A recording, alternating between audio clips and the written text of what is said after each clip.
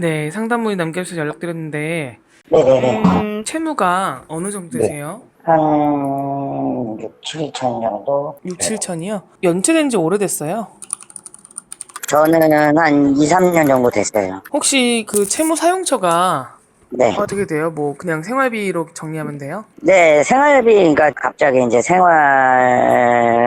직장이 막 여기저기 왔다 갔다 하다 보니까 네네. 생활고도 생기고, 네. 그리고 네. 사기를 당해가지고, 네, 일하면서 사업했던 거에 사기를 당하면서, 네, 거기에 들였던 이제 돈이 이제 회수가 안 되면서 더 네. 힘들어진 것 같아요. 그러면은 금액 중에 사기 피해금이 얼마쯤 돼요? 그게 한 3천 정도 돼요. 뭐, 잡히진 않았고요. 네. 고소는 하셨어요? 제가 차용증 같은 걸 써놨었는데, 네, 그걸로만은 입증이 안 된다고 해서, 네. 공증도 써놨었는데, 그 공증 사무실이 아예 없어져 버려서, 더 이상 진행을 안 하고 그냥 포기를 했죠. 그러면은 그분은 연락도 안 되고요. 네.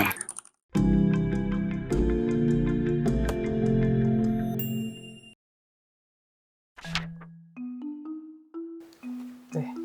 들으셨어요? 그러니까 이분은 익명성 때문에 이제 지역은 뭐 크게 이제 수원 관할이라고 보시면 될 것 같아요. 수원 관할에 계신 분인데 직장을 이제 열심히 다니시다가 친구가 동업하자는 이거에 꼬드김을 당해서 아, 나도 내 사업을 좀 해보고 싶다라고 생각을 해서 친구랑 같이 이제 투자를 해서 회사를 만들었어요. 근데 바로 그 친구에게 사기를 당하신 거예요. 우리가 왜 동업이 쉽지 않잖아요. 뭐 동업이라는 거는 굉장히 많은 변수가 있는데 그분이 투자금도 제대로 이제 지급을 하지 않고 잠적을 해버리신 거죠. 자금이 있는 상태에서 사업을 하시면 좋은데 이제 보통은 금전을 이제 그 대출을 받아서 하는 경우들 있잖아요. 이분이 그런 케이스였던 거예요. 그 특별히 자금이 없어서. 그래서 이분 입장에서는 굉장히 인생이 많은 걸 걸었죠. 회사를 멀쩡히 다니고 있었는데 퇴사를 하셨고 그걸 가지고 사업을 일으켰지만 본인을 탓할 수 없는 사유로 이런 상황이 생긴 거잖아요. 그래서 사기를 치신 분을 상대로 하는 어떤 형사적인 부분은 처벌에 대한 문제인 거고 이 사람의 이제 그 자산 상태를 수습하는, 회복하는 그런 방법은 이제 당연히 이제 개인 회생이 가장 적합하겠죠. 이분이 결국에는 이제 그 상태를 받아들이시고 다시 이제 취업을 하셨어요. 다행히. 그래서 이분은 소득이 한 210만 원 정도, 세후 소득이 210만 원 정도 되셨던 분이고 210만 원이면 사실 그냥 봐도 되게 빡빡하잖아요. 그래서 변제할 수 있는 재원이 굉장히 부족했던 분이에요. 변제 재원이 거의 한 15만 원 정도 나왔거든요. 한 달에. 네. 그 15만 원이라는 게 그러면 매달 갚을 수 있는 게 15만 원? 그쵸. 그래서 이런 분들 같은 경우에는 사실은 파산도 가능해요. 근데 대부분 직장을 다니시는 분들은 파산 자체를 굉장히 부담스러워 하시고 또 본인의 의지에 따라서 나는 일부라도 갖고 싶다. 사실 이런 분들이 되게 많아요. 그래서 이분도 이제 회생 쪽으로 가셨던 분이고 변제 재원을 좀 마련하는 방향으로 그러니까 최저 생계비를 조금 줄여서 나머지 금액을 변제 재원으로 하겠다라고 해서 이제 변제를 하신 분인데 그래서 변제율이 이제 최종 13% 정도 나오고 이분의 총 채무가 한 8,500만 원 정도 됐거든요. 그래서 그 원금 채무 중에서 원금 한 13% 정도 변제를 하고 나머지 금액은 이제 그러니까 전액 탕감을 받으시는. 근데 이분이 아직 끝난 건 아니에요. 왜냐면은 2020년에 회생 개시가 됐으니까 지금 매달 잘 갚으시면 22년도 뭐 그쯤에는 아마 이제 면책이 되실 분이죠. 그럼 총 지금 얼마를 탕감하신 거죠? 거의 한 7천만 원 정도 탕감 받으신 것 같아요. 이게 금액으로 봤을 때도 굉장히 어마어마하지만 갚는다고 생각하시면 정말 까마득하거든요. 7천만 원을 벌어서 갚는다는 거는 정말 오랜 시간이 걸리는 일이에요. 특히나 이제 외벌이를 하시면서는 거의 힘들다고 봐야죠. 이분이 이렇게까지 많이 탕감이 된 어떤 핵심적인 이유라던가 그런 게 있나요? 2022년이 되면서 배우자를 부양가족으로 이제 산정하는 거에 대해서 약간 기준이 바뀌었다고 했잖아요. 물론 그거는 서울회생법원에서만 인정되는 기준이에요.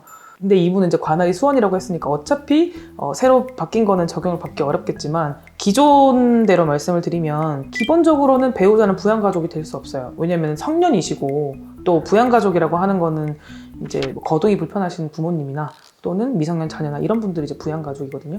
그래서 이제 이분이 배우자의 경우에도 부양가족으로 좀 인정을 받을 수 있도록 법원을 설득해야 되는 입장이었거든요. 그래서 그 부분에 대한 보정이 좀 많았었고 거기에 대해서 저희가 각종 그 소명 자료를 내면서 부양가족으로 좀 인정을 해달라라고 해서 인정이 된 케이스였어요. 그러니까 부양가족 자체가 인정이 쉽지는 않은데 회생률을 잘 설득한 케이스인 거죠. 사기를 당했다라는 것도 반영이 되는 건가요? 네, 맞아요.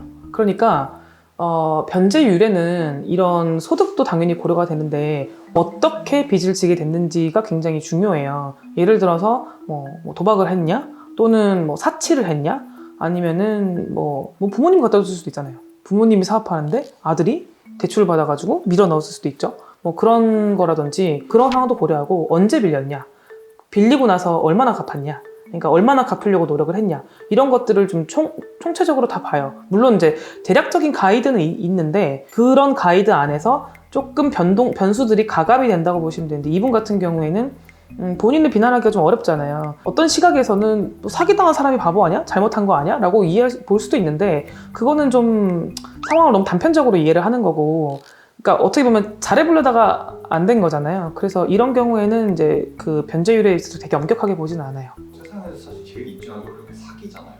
사기죄가 이미 성립이 돼 있는 상태였던 건가요? 아니죠. 고소를 해서 이 사람이 사기죄로 처벌을 받는 거랑 회생해서 내가 사기를 당했다라는 개념은 조금 다른 것 같아요. 그러니까 실제로 사기를 당해도 예를 들어 증거가 없잖아요. 그러면은 그 사람 무죄잖아요. 나는 사기를 당했는데 사기꾼은 처벌을 안 받을 수 있잖아요. 그러니까 회생해서 사기를 당했다라는 개념이 좀 더 넓다고 보셔야죠. 예를 들어 사기를 당했어요. 근데 내가 친구니까 고소를 안 할 수도 있잖아요. 또는 고소를 했는데 무혐의가 나올 수도 있죠. 또는 고소를 했는데 도망가면 기소 중지가 되거든요. 그러면 기소 중지라는 말은 처벌을 못하고 중단이 된 상태예요. 그러면은 이런 상태라는 것을 이유로 너가 사기를 당했다는 거에 대해서 입증을 못하면 나는 너를 회생시켜주지 않겠어. 이렇게 보면은 채무자에게 굉장히 불합리하죠. 그래서 조금 완화되어 있고, 그러니까 입증은 명백하게 입증을 하는 거고, 소명은 법원을 설득하는 거라고 좀 이해하시면 될 것 같아요. 그러니까 법원이 봤을 때 그럴 법하다. 그러니까 예를 들어서 친구가 뭐 돈 먹고 날랐어요. 이게 아니라 내가 어떻게 하려고 했는데 친구가 어떻게 해서 사기를 어떻게 당했다라는 거를 우리가 그냥 말로 하는 게 아니라 어떤 절차적으로 이제 증빙 자료 같은 거를 좀 내면서 법원을 설득하면 법원이 그랬겠거니 라고 이해를 하시면은 이제 그거는 넘어가는 거죠. 그것도 되게 어떻게 보면 감정적인 영역이네요. 그렇다고 봐야 되는데 그렇다고 말로만 되는 건 아니에요. 그러니까 결국엔 그건 저희 일이에요. 의뢰인은 저희한테 얘기해주는 정보가 저 사기 당했어요 밖에 없잖아요.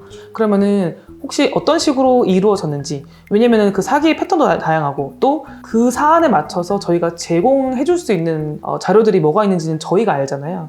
이제 의뢰인한테 혹시 이런 자료 있으신가요? 저런 게 있으신가요? 이런 것들을 얘기를 이를테면은 카톡 내역이라든지 아니면은 이제 통화 내역이라든지 아니면은 자금을 예를 들어서 내가 거래처 대금을 주겠다고 하고 빼돌린 상황이 있을 수도 있잖아요. 그러면은 그게 원래는 일로 가야 될 게 이렇게 갔다든지 뭐 이런 것들에 대해서 좀 여러 가지 그 스토리에 맞게 자료를 내면 법원에서 이 사람은 사기를 당했구나 라고 이제 판단을 하시는 거죠. 사무실이 되게 일을 잘 해줘야 되는 거네요. 그렇죠.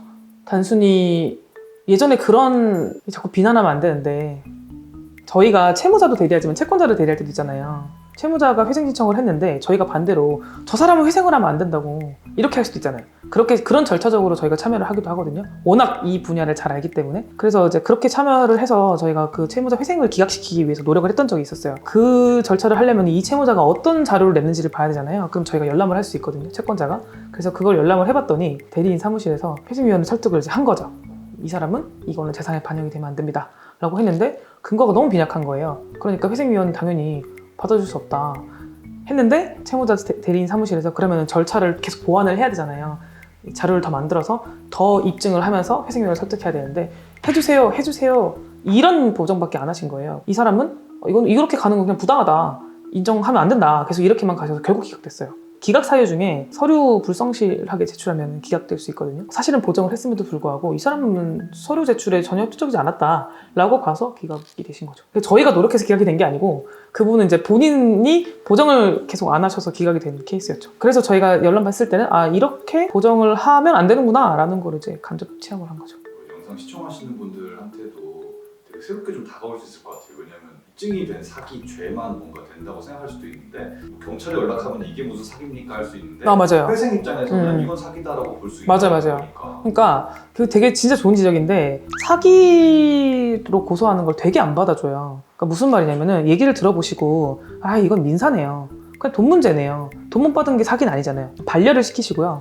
그리고 실제로도 의뢰인들이 나 사기당했다라고 해서 고소를 했을 때 무혐의가 나올 확률이 굉장히 높아요. 그리고 또 한편으로는 내가 사기를 당했음에도 형사적인 절차를 밟지 않는 경우들도 정말 많아요. 왜냐면 그럴 여력이 없어요. 저 사람 처벌받으면 뭐해요? 돈이 나오는 게 아닌데. 의외로 그 단계에서 이제 그냥 손해를 그냥 감수하고 사기를 굳이 문제 삼지 않는 경우들이 정말 많거든요. 반드시 형사적으로 어떤 결과물이 나와야 회생에서 유리한 건 아니에요. 다만 당연히 그런 자료가 있으면 좋겠죠. 근데 그게 어떤 필수는 아니다. 그 설득은 제가 할 수 있다. 그렇게 이해하시면 될 것 같고, 그리고 회생 신청하시는 분들 중에서 사기 피해자들이 진짜 많아요. 그러니까 우리나라가 그 사기 공화국이거든요.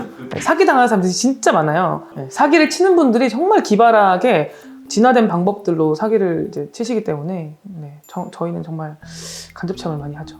그래서 오늘은 채무자가 탕감률도 굉장히 높았고, 그리고 또 특별히 이제 사기당하신 피해자의 경우에는 이제 회생 절차에서 그게 어떻게 반영되는지에 대해서 제가 설명을 드렸는데, 그래서 이제 이런 비슷한 사례가 있으신 분들은 개인회생을 하실 때 참고로 하시면 좋을 것 같습니다.